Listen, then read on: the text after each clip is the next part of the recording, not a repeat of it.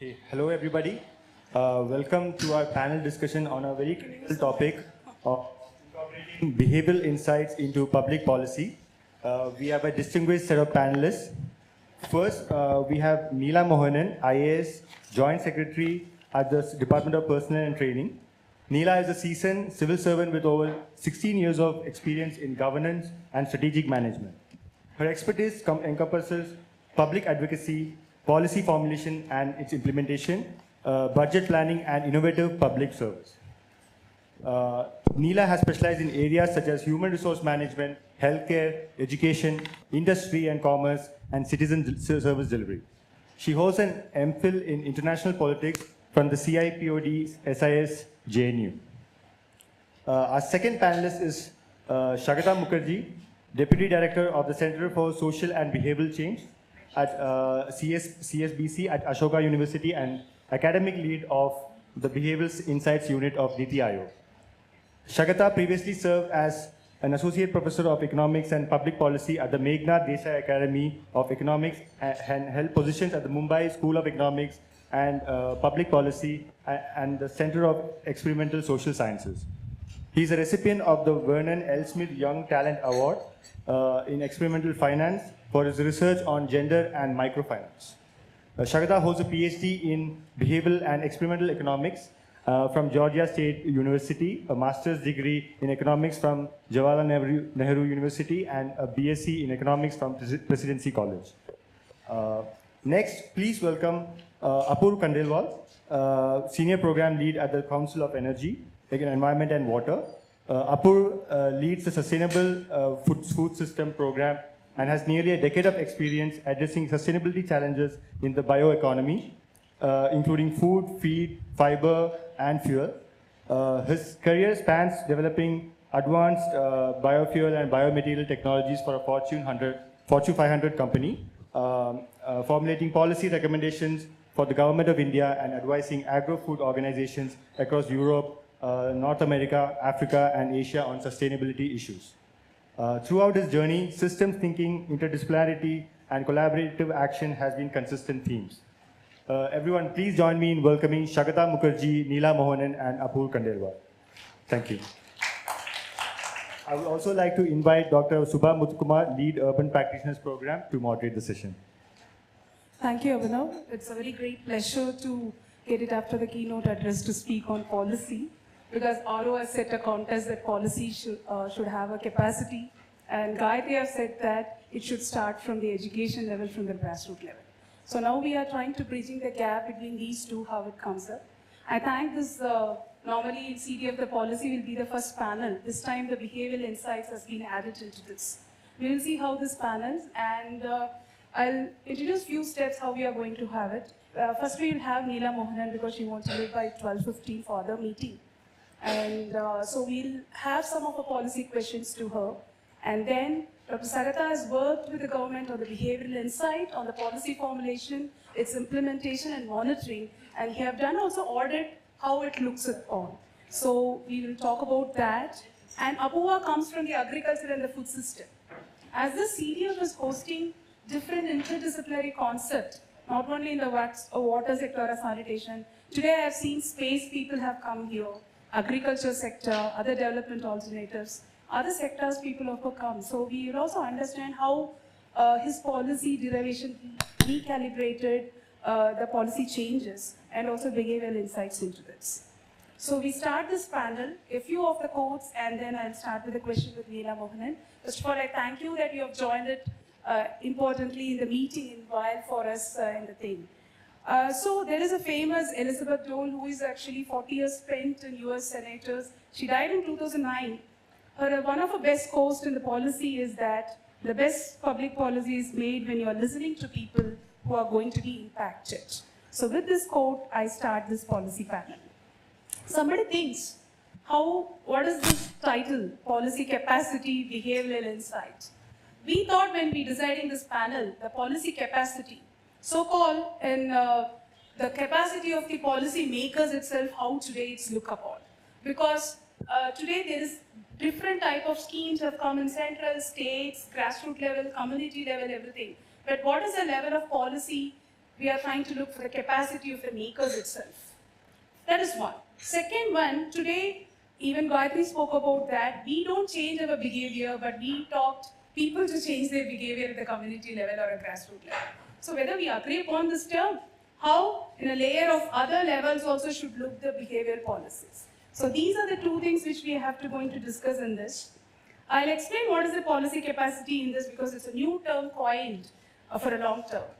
In 1960, this term of coined policy capacity because due to failure of schemes, due to failure of some of issues in the hierarchical position. So they brought this policy capacity as one of the significant aspect. And two things which has been concentrated, one is on the competencies, another one is on the capability. When it comes to competency, there is a skills. You should have, when the policymaker should have a social skills because they are developing a policy to the beneficiary. Second one, political economy, because they are working to have a different type of political scenarios, so they have to work it into that.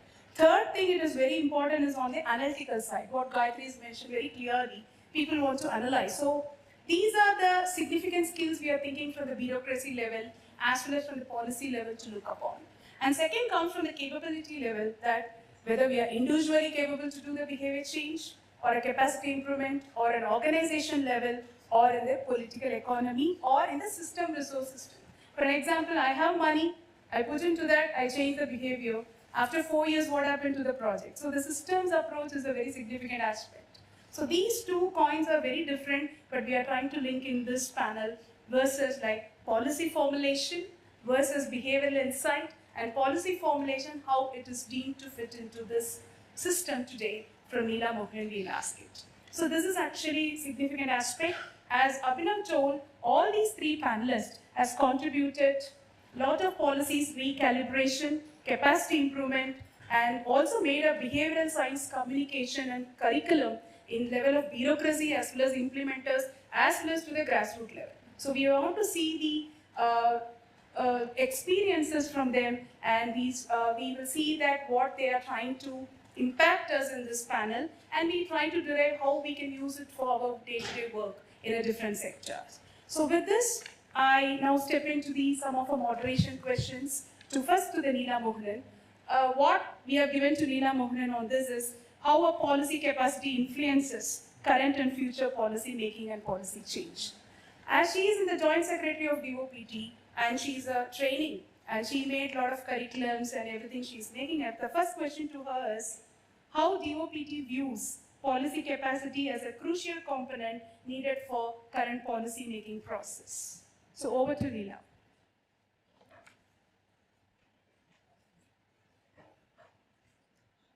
Thanks, Dr. Shubha. And once again, thanks for this opportunity to be able to participate in this panel, albeit in an online mode.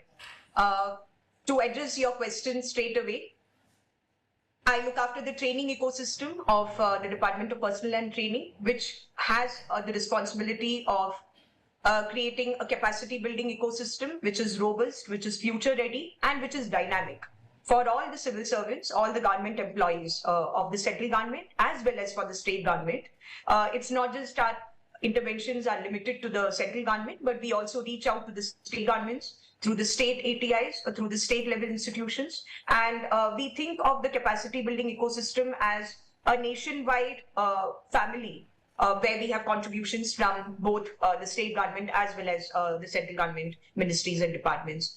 So to address your question about how DOPT would look at the need for a policy capability framework in terms of capacity building and trying to make effective policy, this is one of the most important components of the Karmyogi competency model. The Karmyogi competency model is a framework that has been devised by the Capacity Building Commission of India. And in this framework, the attempt is to see that behavioral, functional, and domain competencies come together. They speak to each other and together build up the capacity of the individual government servants, contributing towards the system within the ministry and department, and therefore aiming at creating effective policy formulation and implementation. So within the Karmyogi competency model, specifically speaking, we have a very important, and that's called policy architecture. Policy architecture is one of the competencies which have been identified under the functional competency domain. So we have behavioral, functional, and domain competencies. Under that middle head of functional competencies, we have this important component of policy architecture. Policy architecture is thought of in a fourfold fashion. The first component which goes into policy architecture is research and needs analysis. Finding out what exactly is the need for a new policy or the need for changing an existing. What are the data-driven models which we can rely upon to understand the felt needs of the citizens and thereby come to an understanding as to why we need a particular policy or why we need to change a particular policy which is already under implementation. The second component of the policy architecture is policy design, which is very crucial. Policy design is at the core of any effective policy. The way you design the policy reflects already what is happening on the field, what happens in terms of implementation, but it goes beyond to also capture the needs which are then tailored, ensure that the policy effectively addresses the need which it is meant to cater to. So policy design is very crucial, and there are many courses which are identified for each of these components that I'm speaking about. All of them contribute towards giving the government servant or the person who is taking the course through the I Got Karmyogi platform a large bouquet of options or choices through which to enhance his or her policy capability. The third important dimension is policy implementation. What are the ways in which effective policies can be implemented? What are the barriers that could be encountered by policy implementers? Which are the ways in which a policy implementation can be changed mid-course, course correction when you encounter barriers? And then how is it that you effectively implement a policy? And the fourth and the last component is policy monitoring and impact assessment. Unless we know what is the outcome of our policies, we are not able to measure them effectively, and we don't measure them and we don't understand the impact that they are creating, we'll never be able to finish that feedback loop that then generates better policy the next time we are back to the drawing board. So these are the four components of the policy architecture competency within the Karmyogi competency model. And this is the large picture when DOPT looks at policy capability. This is what we would be referring to. Thank you. Yeah. Thank you for that you have put it on the like policy competency, and it is a way of the architecting type of how the policy derives into this. One of the questions to this, followed by this question, how this policy has looked up into different level of stakeholders. For an example, the policy decision is not only for the decision level, the top down or a bottom top, there is a two level of understanding it. So the second question to your thing is that how you establish these policies uniquely for the decision makers, implementers, and the beneficiaries, because all terms come from the bureaucracy level for the implementation. So what is the aim of these type of policy happening, and then how can increasing capacity helps put policy into practice and advance the intended results? That means what is the mission Karmyogi you are talking, it's 3-4 years. You might have done some of a survey how it has happened into this. Whether it's fetching a result or there is a change. Absolutely. So to address the first part of what you mentioned in terms of factoring in the various stakeholders that are part and parcel of a policy formulation / implementation process, all policy must flow from the needs of the people for whom the policy is going to be implemented. So in that sense, the citizens are always the primary stakeholders of any policy. This is both my personal belief as well as the citizen-centric model of capacity building that is in implementation right now at the Government of India level.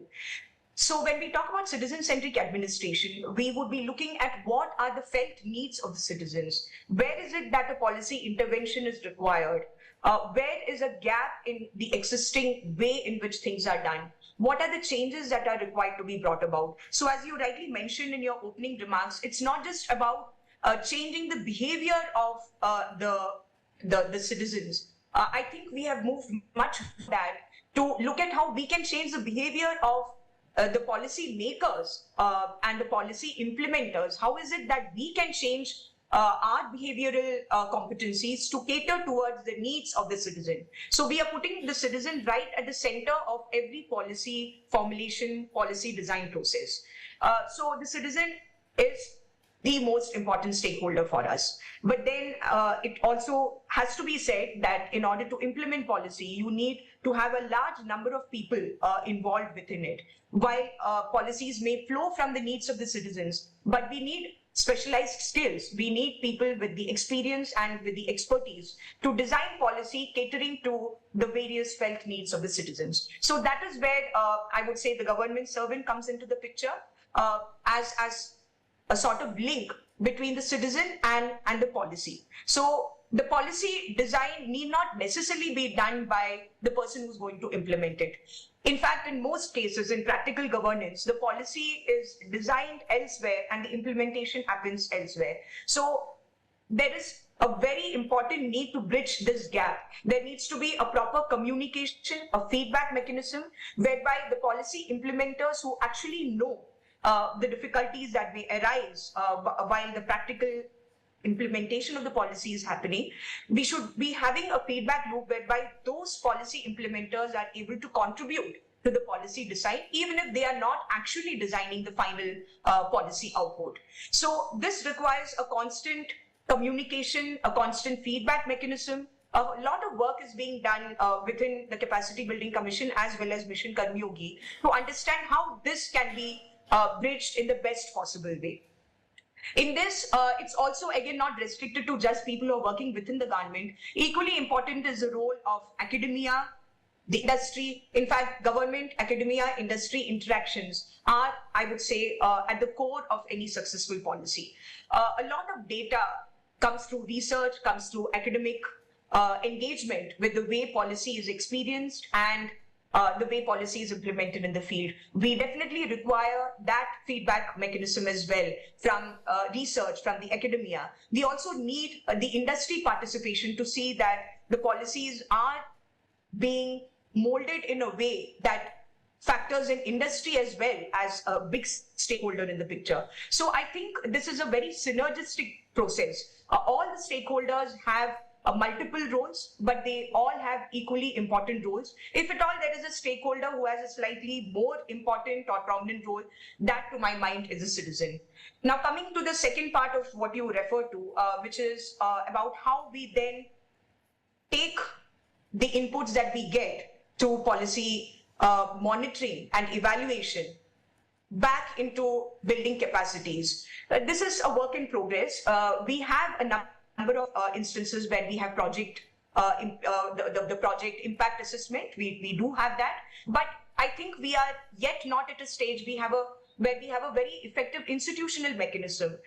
Impact assessment happens, but are we factoring in the findings of impact assessment studies completely in the fresh set of policies that we make? I think this is a work in progress, definitely in terms of the mission for Karmyogi Bharat. This is an important component. A lot of emphasis is being laid on how to ensure that impact assessment skills are imparted to all the stakeholders who are party to the Karmyogi Bharat mission, which would primarily be the central government and state government, civil servants and employees. So I would mention here that there are a number of courses that we have where we try to bring in components of impact assessment studies, case studies. The case study model and experiential learning is a very important paradigm that we are talking about within the capacity building framework.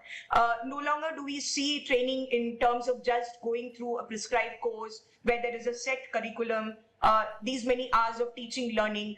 We are looking at all of that afresh and new. So the case study mechanism and method has been part and parcel of our training process across the various civil service training academies and the central training institutions. But even more so, now we are trying to see how experiential and immersive learning using the latest technologies can be incorporated into a type of behavioral training for the people who are taking the courses. Behavioral competencies are a very crucial part of the competency building framework. Over to you.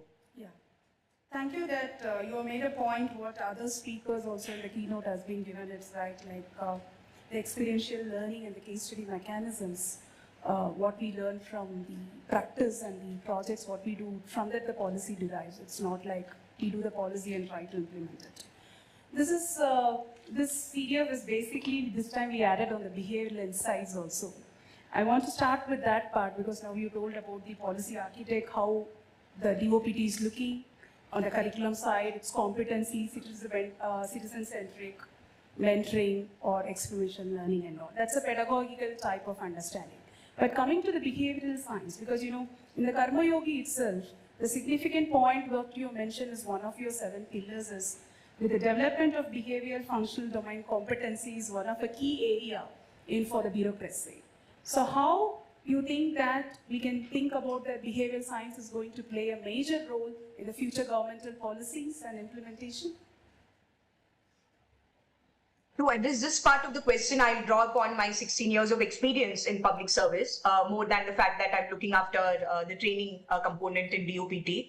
I can say with utmost certainty, based on my experience in public governance, that behavioral insights are the most important learnings that any civil servant or any public servant acquires. We can very well talk about policy ad nauseum. We can talk about the ways in which policy should be effectively implemented. We can have a lot of research into the different mechanisms and modes by which we can strengthen policy. But it all boils down to a particular situation, a particular circumstance in which a new policy is being drafted or a policy is being implemented. And even the same policy being catered to the same set of stakeholders would acquire a new dimension every single time you implement it. So it's not just that you have a tried and tested method that once you know that a policy will work in a particular situation, you can just replicate it in a corresponding situation. There could be new complications. There would be a lot of, I would call them environmental factors, a lot of factors which come into play. It depends upon the behavior of the other partners and stakeholders. It depends upon the circumstances in which that particular policy is being implemented. So having that type of that knack of trying to assess from a psychological, from a behavioral point of view, what would actually work. What is going to be the reception from the citizens when you are introducing a new policy or if you are implementing an existing policy in a new way. I think that type of insight is very crucial. It builds towards what I would call the extrasensory perception of a civil servant. It's something which goes beyond written documents. It's something which goes beyond rules and regulations. It's about what you feel instinctively, which is acquired over a period of time through experience. It is what you feel would be workable in that particular situation. I'm not suggesting, therefore, that we should deviate from the policy framework. That would be an utter disaster. The policy framework is there to be a guide for us. It's there to give direction to our efforts. But in order to translate that into actually implementable ways, we need to be sensitive. We need to be sensitive behaviorally. We need to be sensitive psychologically about what is going to be the way in which that policy is going to be seen and the way in which that policy is going to be experienced. So that's why I think this topic is extremely relevant. We have a lot of work in the domain of behavioral economics, for instance, which has been contributing towards policy design and policy implementation for many decades now, and this is a very exciting field. Similarly, we have a lot of psychological insights which feed into policy making increasingly. I think all of this is making it very obvious as to how we need to be very, very behaviorally sensitive when we are talking about policy frameworks and policy implementation. To this, because you have been telling about that we are in the right directions to get into the behavioral economics and behavioral sciences. One of the questions to this follow that. See, the policy is not only, for an example, as an as a layman, the policy made at the central level, the state comes as a guidelines, and it comes to a level of district, it is like a circular type of an implementation. When it comes to the block level, it's a sure of impact, and when it comes to the community, there is a change. So this is a flow of complete arena. In your perception as a bureaucracy and your experience with 16 years, can you say that where the weightage of behavioral sciences has to be given more to the policy level or a community level or between these levels? I think it's important all throughout, right from the stage at which policy is being made to that middle level that you mentioned, where it's getting transmitted from the center to the state. I'll have an addendum to that, but I'll come to that in a minute. To the level of implementation, the field level, the level at which the actual policy is being implemented, I think behavioral insights are important at each and every one of these stages. Because if we are not sensitive to that, then we are losing out on a very important component of what it is to actually live, what is a lived reality. Which is what you're trying to address at the end of the day. It's not just that you have made an objective and then you're trying to get to that objective. It needs to be seen what is the need for that objective in the first place. Is that objective the right objective? Are you pursuing the right direction? Mid-course correction is a very important part of policy making and implementation, to my mind. You might realize while you're implementing a policy that this is not exactly the way it should be done. This is not giving you the desired outcomes, especially if you have a robust impact assessment feedback mechanism. So you should have the capacity within your structures and framework to modify, to quickly modify and quickly adapt to the change requirements. So this type of adaptability can be figured in only if you have that type of behavioral insight playing a role at each level. But Dr. Shubha, to give that addendum, while I do agree that most policies are formulated in a central government framework and then it goes down to the states, it need not always be like that. And there are a lot of initiatives on which it is not happening that way. Increasingly, we have a lot of flexibility within a policy for state-specific requirements to be met. The adage that one size does not fit all, I think, is very relevant. We are a huge country with a large range of diversities. To expect that we should be formulating policy at an all-India level, which will be equally applicable to every nook and corner of the country, I think would be erroneous. So I think that sensitivity is already there increasingly. So a lot of flexibility is inbuilt into the policies, and moreover, there is definitely a mechanism whereby a strong feedback is coming constantly from the people who are implementing the policies at the field level. Thank you. And the final question, because you have to move by 12:15, the final question is that said all these things on the policy side and the behavior which is stepping up into the policy makers through DOPT, because we called you from the DOPT representation. What is the behavioral shift is happening towards on the DOPT side? What is the challenges also? Because you work with the multi-stakeholder options with the different states, transfers, a lot of things are there, because getting our household, like 4 people in a house only, we could not understand the behavior of one because we switch among ourselves. But working universally, like what, as you said, one size doesn't fit all. Either one policy, try to have all the civil servant into the same space because you're working topographically different, scheme is different, beneficiary is also different sometimes, depending upon the level of literacy and other things which are. So how you feel that, said on all these things in the Mission Karma Yogi, any behavioral shift is happening really, and what are the biggest challenges? Yes. So to address this, I would say that within the Karma Yogi Bharat model and the competency framework, a lot of emphasis is laid on citizen centricity. So if you ask me what is the most important highlight of our entire capacity building framework, it is citizen centricity. If we begin with citizen centricity, then everything else needs to be molded according to what we think the government employee needs to acquire in terms of competencies to be able to cater to the citizen better. So in terms of behavioral change, I will share with you that already we are observing a shift in terms of a rule-based functioning to a role-based functioning. So when you're working within a rule-based framework, then everything is already set in stone. Everything is already laid out. There are these rules and each government employee has to follow those rules. And no matter what is the requirement down the line, the rule has to be followed and has to be upheld. We are moving away from that to a role-based concept of government service, of citizen-centric administration. In a role-based concept, your roles will keep changing.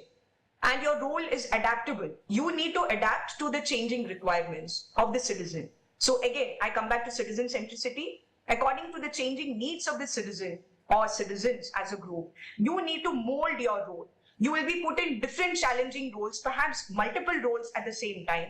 You should be able to cater to all those roles effectively and fully. So that requires a whole range of competencies. You cannot say that just because you're working in a particular department, you will be concerned only with the rules and regulations of that department or the policies of that department. The moment we talk about a role, if you're playing the role of a facilitator, your role is to facilitate. It's not just to uphold the rule and the regulation. So whatever is required to facilitate that particular function that you are carrying out from a role-based perspective, you should be able to do it. So this is very challenging as well, because you're trying to shift the paradigm entirely, the way we have been thinking about public governance, where we always emphasize on being rule-abiding and being sticklers for the rules.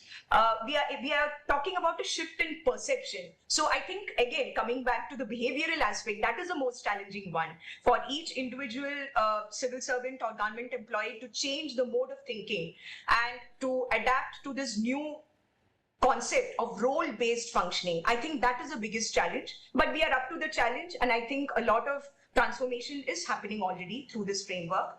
We see a lot of interest for the behavioral courses that the I Got Karmyogi platform is offering. In fact, the behavioral courses are the most popular courses so far on the platform. So this shows that the government employee is genuinely interested in acquiring these behavioral competencies. And we hope that in the days to come, we are also able to offer more exciting courses. We are able to have better academia, industry, government interactions, and that we will be able to shape up the civil servant as a citizen-centric administrator. Thank you. Thank you for giving your valuable insights. I think we are also learning through the process on the behavioral side, how it's worked, and we try to bring it out through that. So thank you for joining us. Can you take one or two questions from the people who have been here in person? Any questions to Leela Mohan?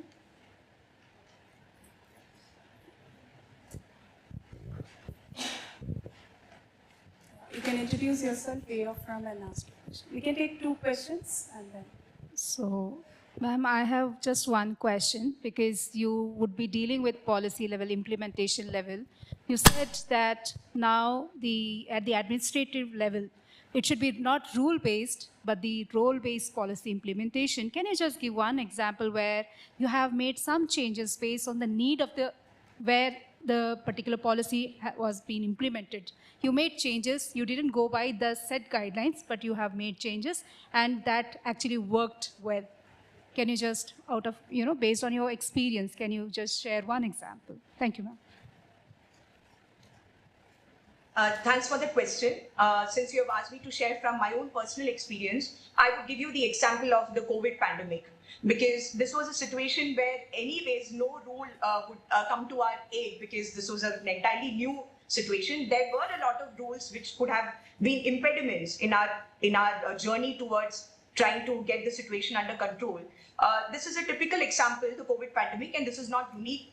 My experience, I'm sure government employees, not just within the government, but people from the industry, people from the academia, we have all faced this totally perplexing situation of the COVID pandemic, and we all adapted to the circumstances. I think that would be the best context that I can recollect from my recent experience, where it was a completely role-based functioning. Not for a moment did any civil servant or government employee whom I worked with in the health department. My experience is drawn from the government of Goa, where I was posted as Secretary Health at the time of the COVID pandemic. Not one of us looked at the rule book and asked if what we were proposing was acceptable by the rule book, because our concern was saving lives. Our concern was ensuring that public services are not interrupted, that life, even if it's not back to normal, is somewhere approaching normalcy. So all of us played our role, and all of us had a common role at that time. It was not even hierarchical. It was a beautiful occasion when even hierarchies were bent, distorted, and thrown out of the window. We all worked as a team, and our common role was to ensure that we bring the pandemic under control. Within that role, then, of course, in order to work in a system, we need some role definitions. We need each person to have a defined role so that we are able to work together as a team and move forward. So I think that's a very important example or a learning for me when it was not at all a rule-based mode of functioning, but a role-based one. Thank you. Thank you. And one question. One more question. Thanks for everything that you've said, and it makes wonderful sense when you talk about the feedback system and how it's set up, the architecture. Everything makes sense. Everything you said about COVID also, but as citizens, what we observe, there tends to be this big gap. It feels like, who's the person who's really thinking about these things? Did they even think about these things? Movies are made questioning the logic of all of that. What is your point of view on why there is that kind of difference between what we feel we experience and what the intent is at your end? Thanks for that very pertinent and relevant question. I think that gap is very much a reality, that the way we perceive our role as policymakers or implementers or the impact of the policies that we make vis-a-vis what is the way in which it is experienced and the public perception. So I would say that definitely we need to draw lessons from public perception, from the way in which the experiences are actually felt. Because unless we do that, then again, we are not giving any type of importance to the actual impact of what we are doing. So you're absolutely right, that gap exists. And I, for one, would not deny that that gap is there. Our constant mission is to try to bridge that gap, to ensure that there are multiple mechanisms of feedback. We always rely on our colleagues at the field level. We rely on their wisdom, their experiences. We expect that they are able to share it back to us through all types of mechanisms of consultation, of collaboration.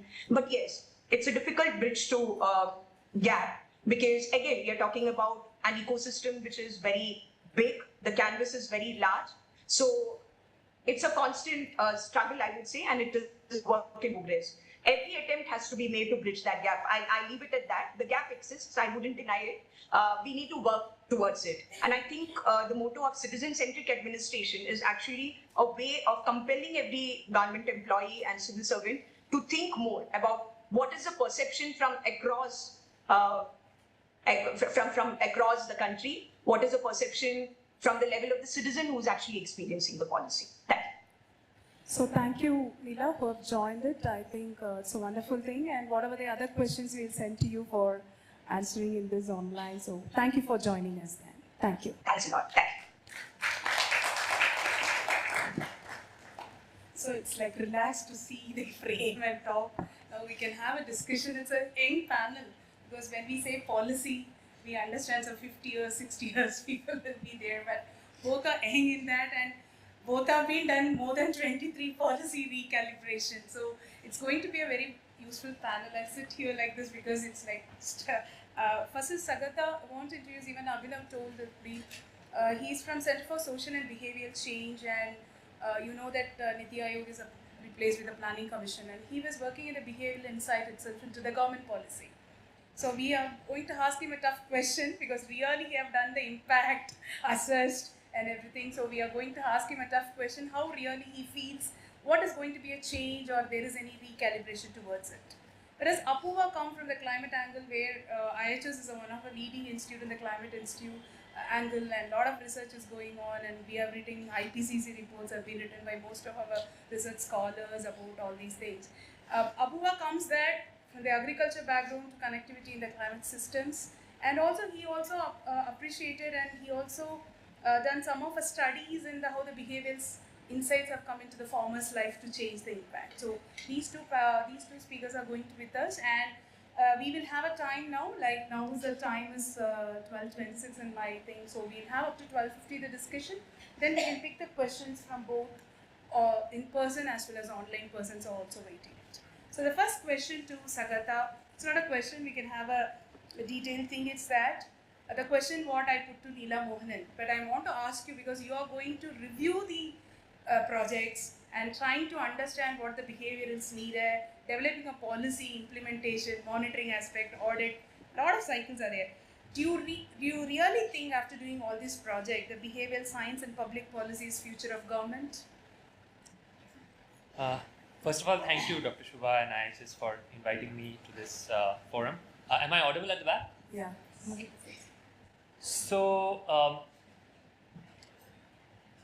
traditional approaches to policy making is typically based on this assumption that human beings function, quote unquote, in a fully rational way all the time. Right? So, policy making is completely based on that, and that's really where policy making has fell flat. The impact of that traditionally. Whereas, and that's the need for looking at alternative approaches such as behavioral insights has arisen. So behavior science, which is a synthesis of behavioral economics, as Neela said, psychology, sociology, neuroscience, and other disciplines which typically provides a more nuanced understanding and a more holistic understanding of human behavior, and therefore lead to more effective public policy. And this is something which has been acknowledged and adopted around the world for the last 15 years or so in many countries. In fact, there are over 200 public behavioral insights units around the world. And they have had several large impacts over the decades of 2010s and the current decade as well. So just to give you an example of how impactful behavioral insights in policy can be, so in UK, the first nudge unit or the behavioral insights team, as it's called, was set up in UK in 2010, and soon after their first big behavioral intervention, and at that point nobody knew how this would work, and there was a lot of skepticism around the world. So they did a behavioral intervention on tax compliance policy, where they introduced behaviorally informed messaging nudges for the citizens. And that led to additional revenue of £9 million, which is more than 90 crore, in just 23 days. And the marginal cost of doing that behavioral intervention was zero. So you can think about the cost effectiveness and the cost benefit in terms and that really brought to the world the huge impact that behavioral science can have in making policies more effective. Now, the question is, how much of it is being done or could be done as the future. So after that, lots of countries started waking up to it. First was Europe, North America, and then eventually, the rest of the world as well. In 2019, if any of you have got a chance to go through the 2019 economic survey, so the chapter 2 of the economic survey, which is on application of behavior science in policy, ends by making an appeal of setting up India's Behavioral Insights Unit. And soon after that, actually, the Behavioral Insights Unit of India was set up as a tripartite agreement between Niti Aayog, the Center for Social and Behavior Change, Ashoka University, and Bill and Melinda Gates Foundation. And that was the point where the government of India formally acknowledged the need for using behavior science in an institutionalized manner in making policies more effective. As Neela was rightly saying that, there's always been this knowledge among civil servants about how behavior change is important and how it needs to be done. So it's not to say that before 2019, behavioral insights were not used in Indian policy making. But most of that knowledge was embodied knowledge of a typical civil servant, right? And that would be a huge variation. What this move does is that it institutionalizes behavior science. So our core objective is basically to institutionalize behavior science in making policy more effective in the country. So in some ways to disembody that knowledge out of one civil servant's experience and how it can help everybody else, right? So basically putting the science behind it. So far it has been practiced more as an art. But what is really the behavior science guiding principles that can bring about behavior change is really the key, and that's why I'm excited about the future of this. Of course, as we discussed, I'll tell you there's a long way to go, but this formal acknowledgement and therefore the work that has been happening in the last 5 years shows that we are working in positive direction. Baby steps, we just started, but journey of 1,000 miles starts with the steps, so at least we have taken those steps. Okay. Great, we'll come back to you. And a recent study of the World Health Organization, yesterday I was going through some of a report. They have made it some 30 countries and they have made some 160 analysis of different policies on the behavior side. So they came to conclusion that the behavioral insight in the policy is going to help us in the future on the designs, changes, the program implementation. I don't know whether India is part of that study. Yes, you have part of this. I've been working with World Bank and WHO for the last 2 years on that report. Several of our policies are mentioned there, so I'll invite all of you to check out that report. It's just recently published by World Bank and WHO. Okay, thank you, Savita. I'll come back to you. Apurva is here. So one of his biggest thing which we called him for this panel is he have done one of a study, policy study on recalibrating institution for climate change. He have been evaluated 26 policies from the water sector and 63 from the agriculture sector. As you know, in India, we are having more than 54%, more than that agriculture dependence, and the GDP added value is 18%. So the sector is a so focused way. So what do you think about the policy capacities that you have been recalibrated in this project? Can you find something else in this? Yeah. First of all, thank you for having me here to this very important conversation. Policy capacity, I think the conversation has been in some form for a long time. There have been movies about that, we just discussed. But I think now it's just more urgent than ever, just because the world we are in is very uncertain and much more complex. And particularly the governance and policy making needs to become much more responsive, targeted and coherent. And I would like to explain that from the lens of climate variability. One of our studies shows how in last 5 decades, in last 15 years, the number of districts annually getting exposed to drought-like conditions have increased. If I'm not wrong, I think I have to check the numbers, but I think it has increased by around 10 times. But and similarly, 15 times. And in last 5 decades, the number of events that have happened around the rainfall and flood-like and flood-associated events has increased 20-fold.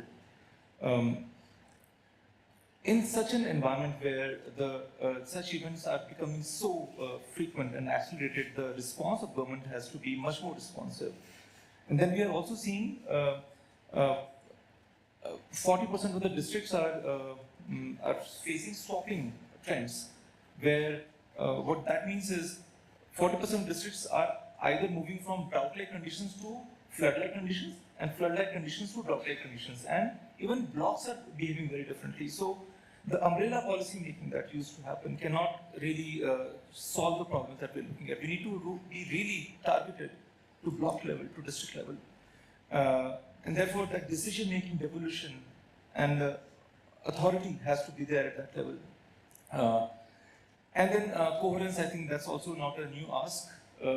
I come from the Sustainable Food Systems program, and what we note is as many times one department is enhancing the power subsidies on farm, that then leads to indiscreet groundwater extraction, and another department is struggling with integrated water resource management, and a third department is promoting MSP in discrete manner on rice and sugar cane, which is very rice intensive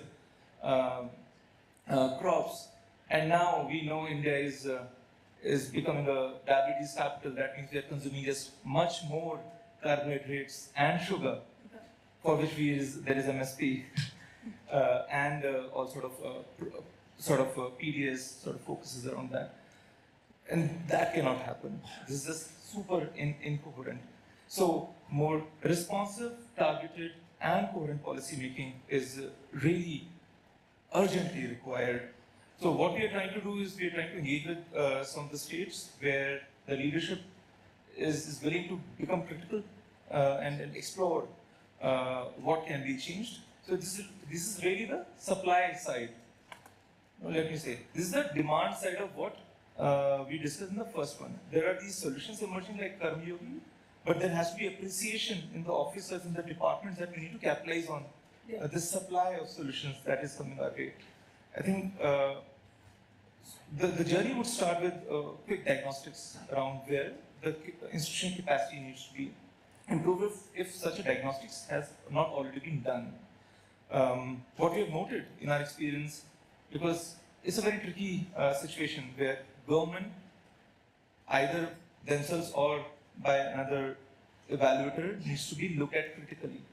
It's a very sensitive situation. What we have noted is self-assessment by departments, by government officers goes a long way.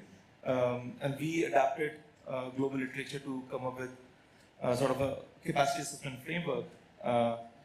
Then to work with, together with the officers to do this self-assessment of various departments. Actually, we covered around 23 to 25 departments where such a self-assessment happens. So not just those many policies, but really engaging with the officers in understanding how the departments are operating is essential.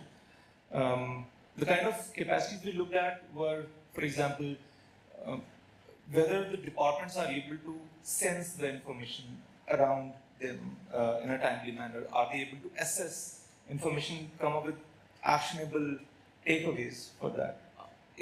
What's the capacity in them to set the vision then based on that? And then evolve that vision, evolve those priorities, and identify clear roles and responsibilities to solve for those priorities.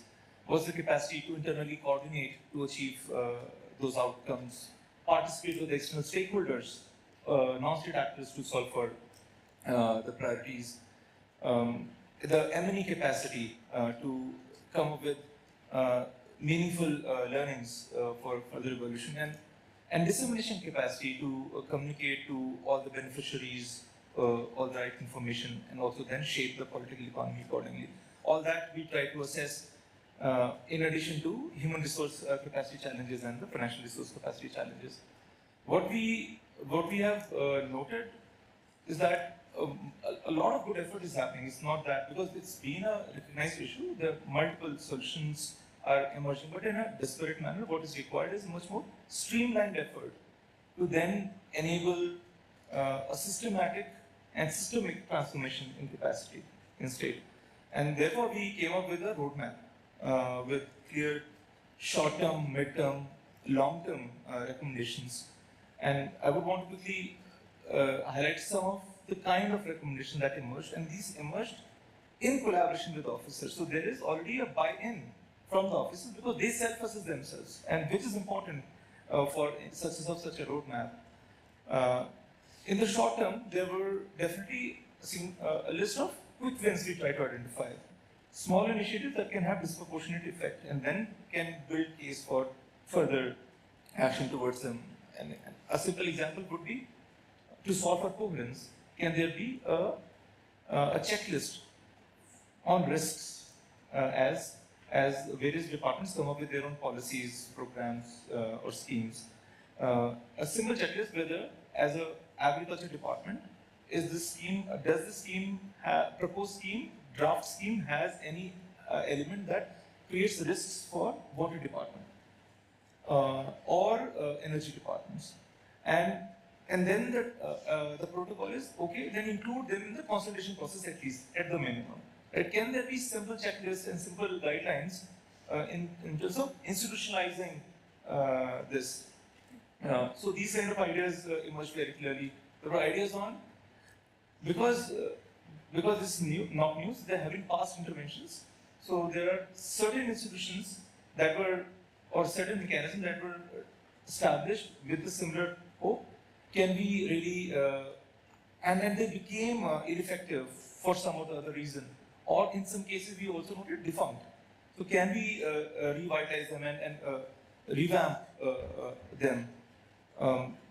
There are institutions such as Gram Panchayat development plans, which is supposed to make every development of a Gram Panchayat really coherent, by bringing together the plans of multiple departments in just one document. But just because, for example, in certain cases, some departments' planning timeline does not match the timeline of GPDP, so it is ineffective. There is these quick fixes that can be solved. So yes, I think we discovered a lot of quick fixes and such opportunities where there is some effort already happening. But then there were also some short to medium term opportunities that have emerged around data dashboards, decision making happening where decision makers get to very easily access all the right indicators or information. That sort of dashboards is just not available. There are some good initiatives, for example, in my arena, sustainable food systems, we noted that water resource departments now have state water information centers. But they're struggling to get information from every other department because there's no incentive for other departments to share information for them. So can we enhance the kind of data that they are getting? Can we make it more robust? I think, and the Digital India movement is further enabling a lot of dashboards becoming available, but their success would also depend on solution playbooks coming together. So if they are coming up with just diagnostics, and there is no way to come with targeted solutions. And in my arena, the food systems, for different agroecological zones, we need very different contextualized solutions. So that targeted solution playbook has to emerge, and that cannot just happen top-down from agriculture universities becoming the SOPs. It has to also become very bottom-up, where the CSOs and the farmer champions can offer solutions which are working now. And the government will have to tune themselves for that bottom-up solution playbook development. Yeah, let me stop there. I think there's a lot to be covered, but that kind of recalibration, I think, is essential. But you're mentioning the point as the institutionalizing. That is a point coming from your talk on these cases, what you have done at. I'll come back to you.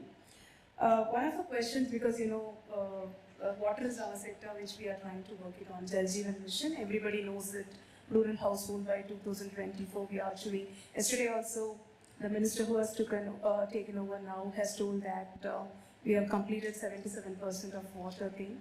But there is some of a gap, so the water is not coming from the tap somewhere else. So we want to clean that. And I was astonished to see that Dr. Sagata has done a JJM behavioural diagnostic report. It's a very significant report. It's open source. You can have it. Jal Jeevan Mission clearly says the community has to save water. You have to behave like water does.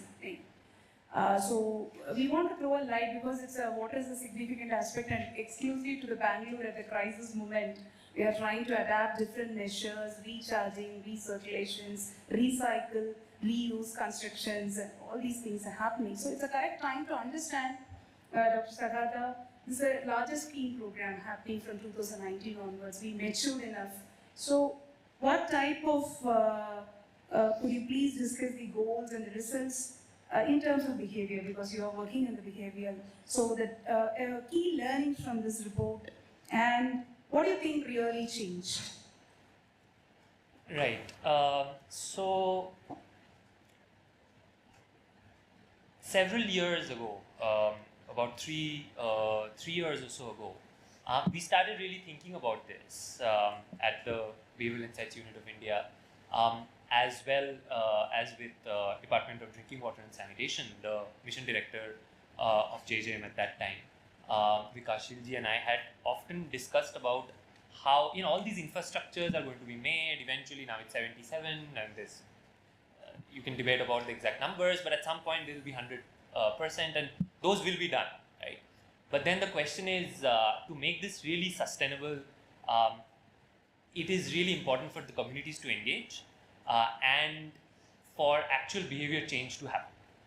Because a lot of times we were seeing that taps are being used, but people are still drinking their borewell waters or tube well waters because that's what they're used to. They like the taste, etc., etc. So basically, we were trying to think how can we put behavior change at the forefront of this, not something that we think about after everything's been implemented and then things are not happening on the ground, and typical सरकारी term is अच्छा कुछ behavior change लगा दो ground में ताकि indicators move करें, right? So how can we sort of not do that, right? And do this in a more systematic way. So in 2021, we teamed up with DWS and Tata Trust as our sort of ground partner, and conducted this behavioral diagnostic report on Jal Jeevan Mission. And like Dr. Shubha said, it's available open source. Any of you can go and read it. So essentially, we looked at what are the behavioral barriers and behavioral levers in different aspects of JJM, uptake, community participation, O&M, water quality, water conservation, and we did it through different ways: literature review, stakeholder consultation, fieldwork in 2 states, Gujarat and Jharkhand, in detail. And essentially, we drew out a list of behavioral barriers in all these different themes, and what are the challenges behaviorally, and then we sort of looked at that as opposed to systemic challenges. Some challenges are systemic, some challenges are behavioral, right? And behavioral solution can only apply to a behavioral challenge, not to a systemic challenge. So it's important to understand that what are the systemic challenges and what are the a technological solution can solve systemic challenges, whereas a behavioral solution can solve behavioral challenges. So one important thing that I keep saying in all government forums is behavioral insights it's an important tool, but just because you have a hammer, you shouldn't assume that everything is a nail, right? In so far you can identify the nails, behavioral insights is a good hammer. So we started with that, and after publishing that report, we then thought about taking from what Apurva was saying, that then what are the solutions? How do we solve for these problems, right? So we did 2 things about it. We created our own solution, behavioral intervention, as the BIU of India, and then we collected solutions by everybody else. So in our own solution, we decided to focus on water quality, because one of the key takeaways from the behavioral diagnostic report was that water quality came out to be very, very important issue particularly for rural households, because of course for itself and its linkages to health, but also for its forward and backward linkages. Water quality actually improves the value perception of JJM, which helps uptake, community participation, O&M, etc. And it also helps in water conservation. We found that the mental model most people use is that they tend to conserve the quality which they perceive, they tend to conserve the water which they perceive to have higher quality. So, and JJM water is supposed to be of higher quality. It's supposed to be potable drinking water, as opposed to the other sources that typical rural household uses.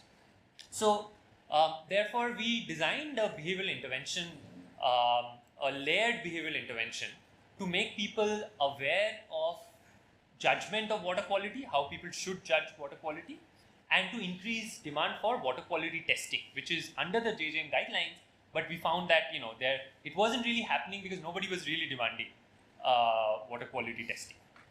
So how can we make communities more empowered and engaged so that they can actually monitor the water they are having? It's one thing that the scheme guidelines promise you to give potable drinking water, but it's not going to be effective if people actually don't really demand it from the system. Then the system has no incentive to provide it. Because said and done, all said and done, here in Bangalore, or I live in Delhi, I won't drink my tap water there. I'll put it through an RO, or at least an UV filtration before drinking. So here we are promising that you can actually drink the water from your tap, right, without anything else, because it's treated and it's potable. So how do we kind of make sure that it is really of that? So we designed, using behavior science principles, we designed different layered interventions. So at the first layer, we created, we used framing effect from behavior science, where we created a positively framed behavioral communication video, and a negatively framed behavioral communication video. In the positive framing, the behavioral message was basically looking at the linkages of how good quality water leads to healthier outcomes for family. And in the negative frame video was how the perception that they were using, which is typically sensory perception. So the mental model people were using was that as long as the water tastes all right, doesn't smell funny, and looks clear, they think it's safe to drink. People don't always think about invisible bacterial contamination, etc. So the negativity frame video showed that how it can have bacterial contamination and other types of contamination. How the only way to actually be sure is to test your water. Right? So there was a call to action at the end of it, which was in Hindi, "Pani jancho, pani jano," which translated to English means test your water, know your water. So the clear call to action for the community was demand for water quality testing, because JJM does provide access for communities to do a water quality testing. So then we provided, then we created a behavioral video in demystifying water quality testing, because it can be very scientific, right? And we can't really think about how do we think about it. So we picked up specific things which are very easy to understand, and how we kind of democratize water quality testing so that people can at least understand how to look at the results, how to do this. And then we created a communication, then we gamified this sort of information, and we created a water test or taste game, where which was an interactive game where people sort of been made to think through the trade-offs of water quality testing. After that, as Neera was also saying, it's really, really important to actually evaluate, right? So we follow a 4-step process, which is discover, design, evaluate, and scale up. Discover is the diagnostic phase. Design is this design of this behavioral intervention, and then the next phase is actually to evaluate and see if this actually works. So we evaluated this in rural Gujarat through a randomized control trial, and we found, so we sent people, after 2 days of this intervention, we sent people to the household of the participants of this intervention and offered to test their actual household water. And we found that the people who played this water test or taste game were 61% more likely to test their water as opposed to the control group which didn't get it. The negative framing video also had significant effect. The positive framing video didn't have. So now we're sort of putting together a toolkit based on this behavioral intervention. So that's our intervention, and then at the same time, we also collected 50 behavioral best practices intervention on all these different aspects of water quality, community participation, etc. And the Department of Drinking Water and Sanitation and the Behavioral Insights Unit at Niti Aayog, we published recently, earlier this year, a report on the compendium of behavioral best practices. You can find it on Ministry's website, where any organization can actually look at, pick up a solution, and then it provides a toolkit as to what are the it maps what are the behavioral barriers to it, what is the theory of change for that intervention, what are the outcomes that you need to measure, what kind of M&E measurement you need to do, and how you can actually implement on the ground. We also wanted to provide a sort of nationwide for all the states and partners, a sort of strategy document. So DDWS and BIU also created the behavior change national communication strategy for JJ. So those two documents are also to provide sort of the solutions of how you can actually solve this problem, and then you can scale this up. Right? So that's the sort of the whole journey that's previous speakers before me has also been talking about. So that's kind of the whole journey from starting with the diagnostic report to the solution and then scale up. Thank you. I think your CSPC's website also says that your vision is discover, design, evaluate, and support scale up. This is not only for every systems what we develop, it is a planning, construction, design, monitoring. So the reworking of it, but the behavior also is played role mainly into all the systems that's working. Now coming to Apurva, because we have other finalists, 2 questions to finish, then we'll take a question from audience. Because you are handling, you are recalibrating the institutions with your food systems and agriculture systems. Definitely you might have a interaction with the farmers to change their thing and all. So farmers and other stakeholders who are being part of this project. Have you really think something behavioral aspect is also required in this sector, and the changes have been brought out? Because its policy only doesn't have any crucial implementation at the point of time. So with a few words on this. Thanks for the question. So as think tanks, we don't directly engage with farmers because we think our tactic role remains around knowledge generation. But we were definitely keen on the problem of solving for scale and sustainability of programs, development programs in agriculture, because the problems are for large scale, the solutions seem to die at pilots. Okay. So what is that blueprint, DNA of scalable, sustainable programs we wanted to uncover, and therefore we studied 6 large-scale programs in India to really dig deep into what is it that enabled that scale. So we studied the Odisha Millet Mission, we studied the ITC E-Chopal, and we studied the Tussar value chain development by Pradhan, the natural farming program in Andhra, etc. And what we discovered is when we asked enough whys in a grounded theory development approach, every case study led to 5 essential success factors. And because we are short of time, I won't get into all 5, but 2 of them were institutionalizing the program in community and institutionalizing the program in government to whatever extent you can. And within that pillar, ownership by community and ownership by government was a very important driver. And that's where a lot of conversations or sub-success factors that we noted were all around sort of behavioral insights, in my opinion. I just noted a couple for us. So in community ownership, it emerged in all the case studies that creating community champions is just very essential.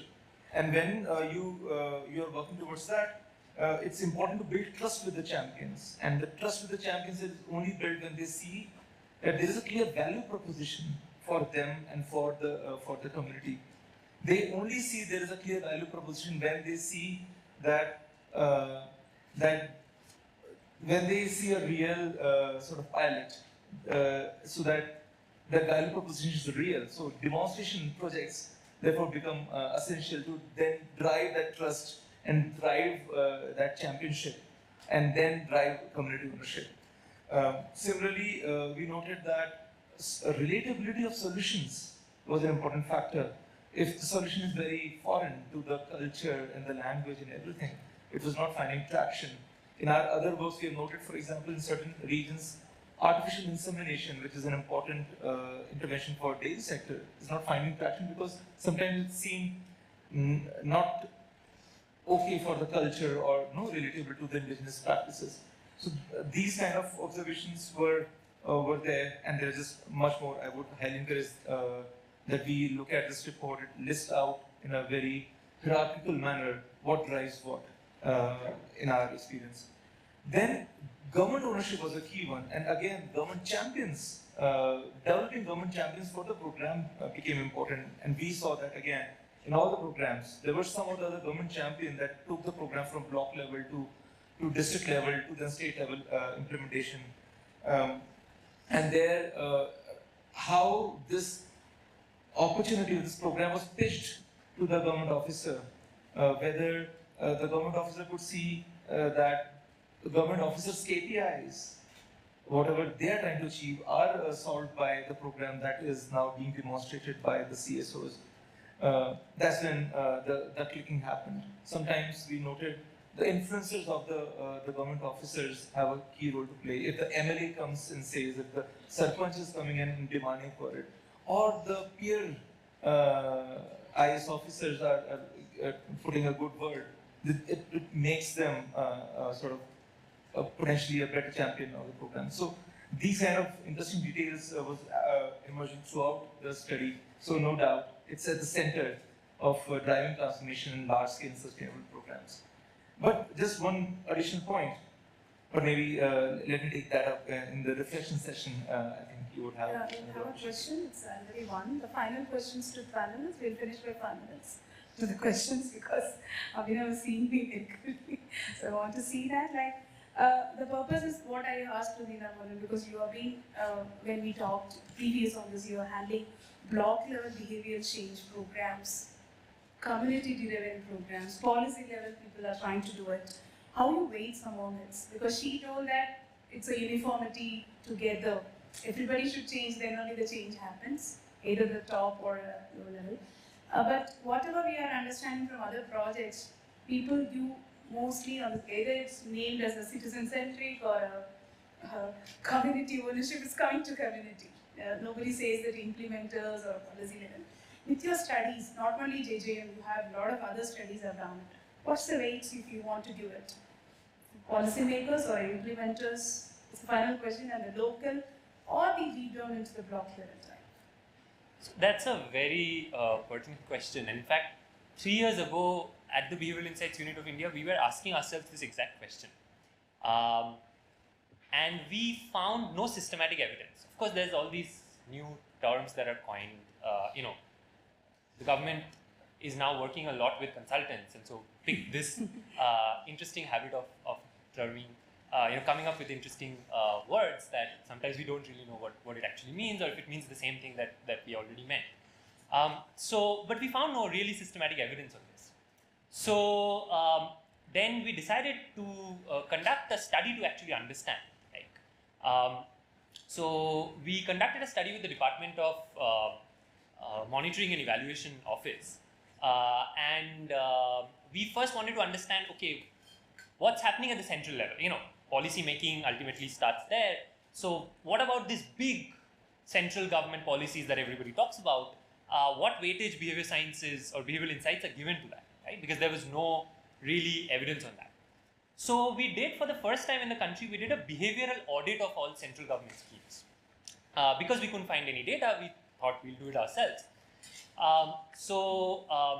We looked at 121 central government schemes, and we found that among them about 27 schemes have some behavioral linkages.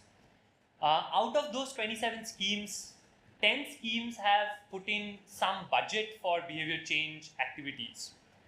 And out of those 10 schemes, only one scheme has mapped those behavior change activities to measurable behavioral outcomes. So out of all central government schemes, 121, only one scheme has actually done the whole thing and has gone of measuring behavioral outcomes. Any guess what that one scheme is? SBM? Correct, SBM Gramin. Right. So this also showed us that there is a long way to go. What about the other 120 schemes? Right. Which is when we decided to actually get involved with JJM, because that was the big scheme after SBM at that point. So then we, of course, what is typically done, and Apurva also said, we put in a lot of recommendations we published a report at Niti Aayog called Behavior Change in Public Policy Report. It's also available for anyone to look at. We put in a lot of recommendations. But we also knew that those recommendations, like any Sarkari recommendations, will sit on paper, right? No one's going to read them. So then the question is, how do you actually bring about change? And that's where capacity building comes in. We thought we need to actually build capacity within the government, within the policymakers, not just to change behavior of citizens, but how do you actually build the capacity of training government officials, civil servants, frontline health workers in the science of it? And how can you make the science sort of distill to the fact that it is understandable at every level, right? And it's sort of commensurate with the functionings that they do. So we started with the central government. We conducted, last year, for example, we conducted several capacity building workshops on behavior science for the civil servants at Labasna for the IS officers, starting from very senior IS officers who are policymakers to the phase 1 officer trainees who are going to be in the field as district collectors, district magistrates, and who will be actually driving change on the ground. And we also created a documentary video on how behavior science is now being incorporated over the last 2-3 years in the training of IS officers at Labasna. Right? And we distill what are the behavioral science principles that are being used and how this training has been changed and what impact it's likely to be. But like you said, what about the weightages? Because it's one thing happening at the center where the policy, larger objectives of the policies are designed, the budgets are allocated, etc., etc. That's very important. But implementation, center has really no role to play in implementation, practically speaking, right? As much as we sitting in Delhi would like to think. So then, of course, what about the states are important because states, develop the implementation guidelines. but also local. That's who actually implement it. So we thought it's also important to build capacity on behavior insights at the local level. So currently we are creating a behavior science training module for all block officials with the aspirational block programs, and for the frontline health workers in UP with ICDs. So this is essentially, I mean, it's important that, I mean, the weightage is probably not equal, but it's important that from the center to the state to the district to the ground level, we build the capacity. And we are building it at the state through our state behavioral insights unit. So we have set up state behavioral, apart from the national one, at Niti Aayog we have set up state behavioral insights units in UP, Bihar, Andhra, Assam and Rajasthan. And plan is to set up others as well. So at every level we have to build capacity in behavior science within the government. Only then it's going to work. Otherwise, a few behavioral experts like us would come and say, oh, it's very important, we need to do this, we need to do this. That's not going to change the country, right? The people who are doing the work at every level, they need to be trained in this, and that's where capacity building is really, really important. And they need to use this in their everyday work, not as an additional thing, because it's cross-cutting. They don't have to change their function. It can make their function more effective. So that's the idea, and that's why it's really, really important. Thank you. It is like a significant aspect. It's a new arena which we want to study about that. And I understand from morning to now, from the panel, behavior communications is it cannot go like a behavior communication. It should go as an integrated behavior science to the communication. Communication is like communicating us to behave like this, but what to behave like this, how to behave, that's a significant aspect. Thank you for joining this panel. And questions from now, we can take 1 or 2 questions because online have only 1 questions relevant to this. Okay, and we'll finish within 2-3 minutes and then we'll go for lunch. Yeah, my question is to Jagata. You know, in a diversified country like ours and diversified groups, how challenging it is to really understand behavioral issues? Very, that's a great question, right? And that's the question we often get, right? You know, behaviors are different. The South is so different from the North. The Northeast is again very different. So how can you really change everyone's behavior through one intervention and all of that? So essentially the way, to think about it is that behavior change happens broadly through 2 pathways. One is a cognitive pathway, how our brains are wired, and the other is the social pathway, right? Our norms, social context, all of that, right? So that's why the importance of behavior science comes in. Because if you're just practicing as an art, then it's a hit or miss. Either it worked or it didn't work, right? Then it worked in Bangalore, there is no guarantee it'll work in somewhere else, right? But if you understand the science, then it's likely to be replicable. So the behavior change that happens through the cognitive pathways are likely to be scalable because human brains are wired similar, right? For example, things like loss aversion, which means that we hate to lose more than we want to win. That's something which is universal to human beings. It doesn't matter which country you belong from, which community you belong from. Lots and lots of research around the world has shown. Even it has common to even monkeys show loss aversion. So it's a very cognitive pathway, and if you design an intervention based on that, then which for example, the negative framing video was, then it's likely to work everywhere. But behavior change also happens a lot through the social context. And where behavior change is happening through the social context, then the context really matters because norms are different, roles are different, etc. So that you can't just replicate. You need to bring in the context, etc. And that's why, having state units are important because they understand the context well. We sitting at Delhi should not really design interventions for everywhere. But it's important for us to understand the science behind what is the pathway, what's the mechanism through which it's happening. Next question. Thank you. Hello, sir. Here.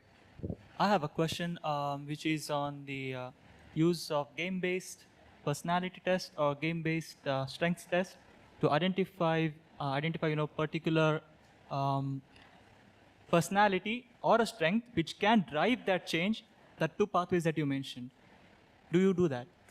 Yes. So more and more sort of gamification is coming up in different things, either health, WASH, gender, financial inclusion, in all of it. A really important tool and really the sort of the behavior science behind gamification. I mean, it's not just a tech thing in Hyderabad and Bangalore, but there is a deep-rooted behavior science behind it, which is of course that it increases engagement, so that helps retention of information. But second, it also improves it uses the social network. Often gamification have this sort of leaderboards, different things. So you want to kind of engage in your social group as well. So it takes up both the pathways, right? It has aspects where both the pathways, the psychological pathway is also a part of it, the social pathway is also part of it. So gamification is, I see more and more for digital, particularly digital behavioral interventions, gamification is great. But even in our JJM water test or taste game, it was a physical game. Even that worked really well. So I think it has great potential that has not been completely explored, but it's much better than having this one-way communication like a pamphlet or videos or brochures, which really don't work that well. There's a lot of evidence, a lot of studies showing that. Let me add a very interesting use case to that. So one of the things we struggle with is enabling leaders to think in systems, because everything is interrelated. We were talking about JJM when every household actually gets tap connection in certain regions. Certain CSOs have noted that those communities which were dependent on, say, local water systems, now because they get from water, that relationship is broken. Now they are getting degraded. So this side effects are there, and there is just multiple relationships, and the leaders don't have time to appreciate all that, and particularly there is a significant lack of tools to navigate that. What we are now coming to understand is that gamification is a way to do that. So if you can simulate the relationships via system dynamics model or etc., and help them really see how different things get impacted when they change their strategies in different manners, that's when the real appreciation and potentially some solution can also happen. So another interesting use case for gamification. That's a great point. And if you're actually very interested in gamification, you should be here tomorrow, because I'm taking a workshop where I'll actually go through how this gamification in behavior science works. So thank you. One question, other questions can be answered during lunch. Sorry for that, because next speakers and all seeing actually. So one question, so take it from that. I have one question regarding this, that increasingly the impact assessment of policies and scheme has been done by a lot of private entities, and that also affects the behavioral part in both the implementation as well as policy making. So how do we navigate this model where there is a certain moral hazard that is present within the system, that how things are operated? I think Sakata, both are from the I government, but still can. I can attempt a bit of it. It's a very difficult challenge, for sure. Two things: who is doing the evaluation, as well as on what the evaluation is happening. A lot of times, a lot of indicators are more output-focused sort of indicators, not outcome-focused indicators. So the number of trainings that were given to farmers, but not the farm income, which is at the center of M&E, and also the frequency of that, and all the kind of indicators which are relevant, so that it can then can M&E lead to meaningful learning. So the design of M&E needs significant improvement, but also then this exposes, if that sort of M&E starts happening, it exposes the particular implementer or to significant risk. So there is this practical challenge around this. So the hazard, I think I would leave all of us to solve for, because it's not new. The challenge is not newly identified. It's been there for long. Yeah, if I can just add to that. In a lot of times, what the impact assessment is being done is oftentimes a lip service, right? You just create a nice PPT and everyone's happy because it's mostly for upward reporting, right? So I would urge, more than who is doing the impact assessment, etc. It's really important to actually do the assessment, right? And that doesn't happen enough everywhere, not in the industry, corporate, not in non-profits, and definitely not in government. So it's really, really important, particularly important for government. So we keep on saying in every government capacity building sessions that behavioral, otherwise, do the evaluation of your work, right? If you're not doing, then you're wasting your time. And it's very important for government because you're not just wasting your own time and your department's resource, but you're wasting exchequer's money. If you don't know whether what you're doing, your scheme, your policy, your program is effective, then you should not spend money on that, because that exchequer's money could be used for a better program somewhere else. That money should have gone there and would have actually done something better, right? So it's really important to do evaluation for everyone in the development sector particularly, and focus on as much as possible to the outcomes, as he's saying, not just output. It's not just how many clicks we have got, how many training sessions we have done, but what is the real impact of it in terms of moving the indicators on the ground. That is not a theoretical question, that's not an academic question. That is the most important question for everyone who works in the field and cares about bringing change at the community level. So I'll leave it. Yeah. Just one point. I think there's a significant role of non-state actors to enable this. At least because there's so much money that goes into impact evaluation, but at least for one of the most impactful or important critical schemes, can development sector philanthropy come together and enable more independent impact evaluation. CW, we ourselves have identified a couple, and we are doing some impact evaluations in collaboration with, but having a one-hand distance from government. Thank you. And it's a very good panel. And we also understand today only what is the behavioral sciences, what is happening, long way to go it. And I also thank online participants, because normally we won't look at them. They have some 3-4 questions which is identical, so we will answer you through the behavioral expertise, because everything comes from the behavior thing. One of the things that what are the data and tools can be applied to the behavioral science, they've asked if we can apply it. So thank you one and all. And I conclude with this panel that what is the learnings have come from NIDA is that policy is also looking on this. It's not just like that we are making a policy or capacities intervention. There is a lot of gaps to be filled it. And from Sagartha and as well as Apurva, there are a need of behavior champions at all levels, not only at the community level. So that is actually the takeaway of panel. And with this, we are closing this panel. And thank you for a great opportunity. And thank you for that. Your people have come here and really sown the seed what the behavior aspect is, laying a long way to go to us, because we work in a different scheme, so we want to know how we can approach the system into that. Thank you. Now over to Abhinav.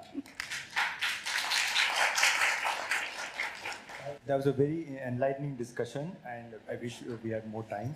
But thank you, distinguished panelists, for sharing your insights and expertise with us. And thank you, Dr. Subha Mutka, for moderating the session.